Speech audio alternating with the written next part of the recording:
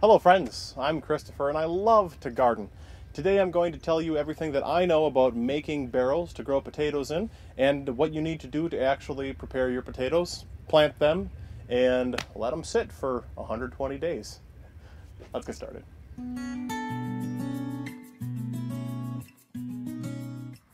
In order to begin today, we need to have some supplies ready. So let me tell you what I'm going to be using.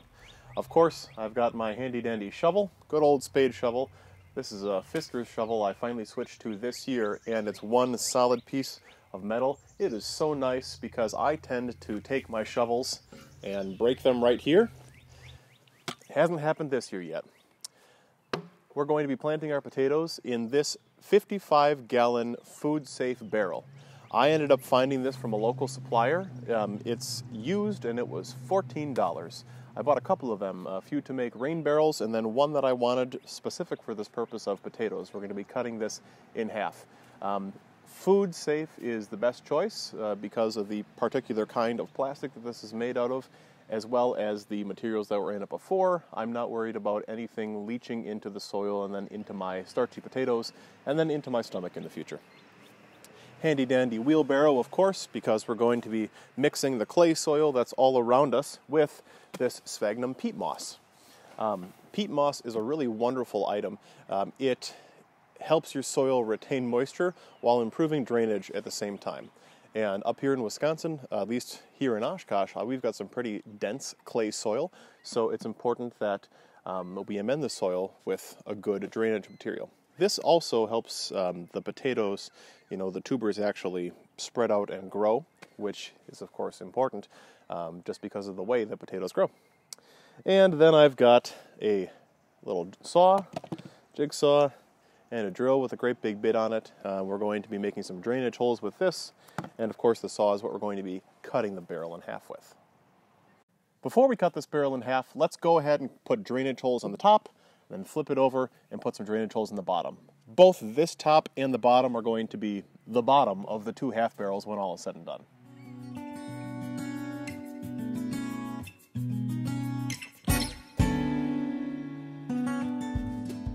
I drilled and widened a pilot hole right here, big enough for the end of my saw to go into, and I'm just going to freehand this. I've got, looks like a rib here and a rib here, and I'm going to just try to stay right in between and rotate the barrel as I go.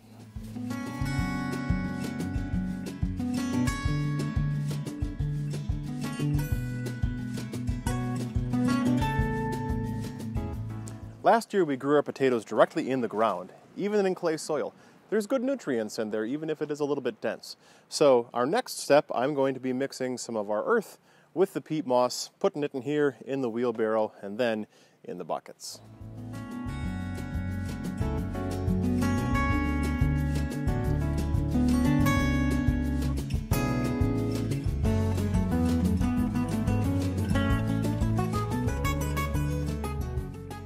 Now that our clay and our peat moss is mixed and we've got this great soil concoction here, I'm going to put about 5 inches in the bottom of each of these barrels.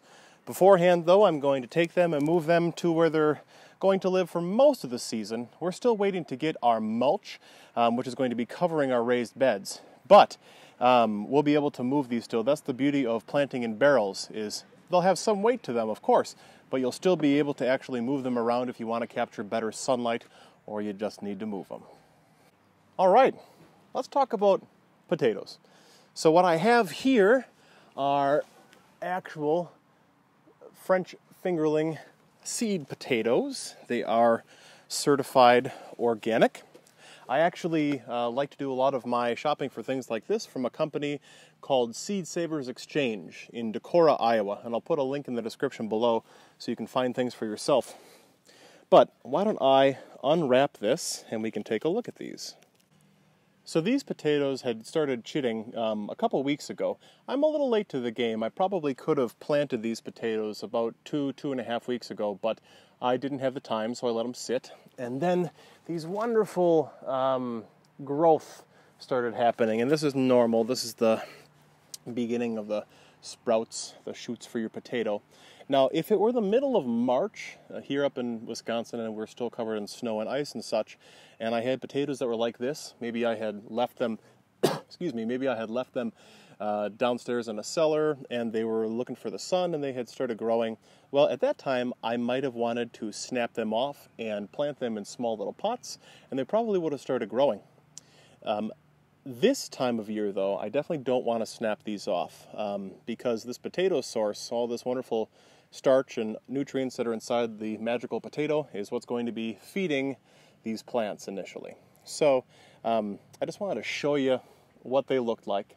I'm going to be putting these in so that these shoots are going up, and I'm going to space them out about 4 inches apart from each other and cover them up with probably 4 inches of dirt.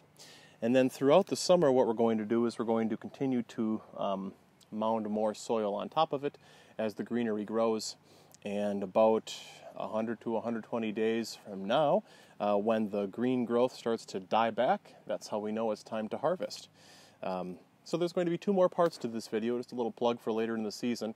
This is going to be talking about potatoes today and how to actually build the containers. And then in maybe another 2 months, we're going to have a midsummer update, show you how things have been growing, and some sort of nutrient information. And then finally, come the fall, we're going to show you what it's like to harvest. So with that, let's get all of these alien-looking potatoes in their planters.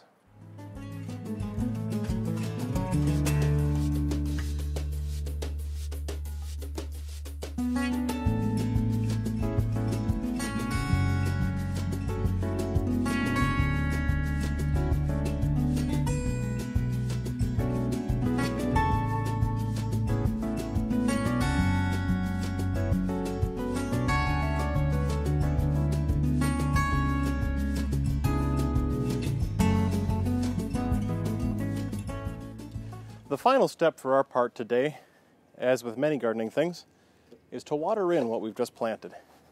I've got a normal watering can here. I'm just going to give half a can to this and half a can to that. Let it soak in real nicely. We've got a couple days of rain ahead of us, and these potatoes will really benefit from it. Now, I'm not too worried about overwatering these. After all, I do have those nice drainage holes on the bottom. So, have you done potatoes before? What did I forget to talk about in this video? Be sure to let everybody know in the comments section below, respectfully. And if this is your first time here, I hope you'll consider subscribing, leave a comment below, etc. That always helps out. I really enjoy producing gardening videos this year in particular, now that we've got all the raised beds done. It's terrific to be able to experiment with different growing techniques like this.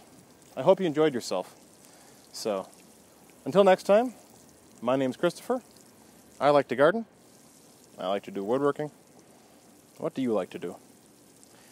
I'll see you in part 2 in a couple months. Have a wonderful summer. Bye.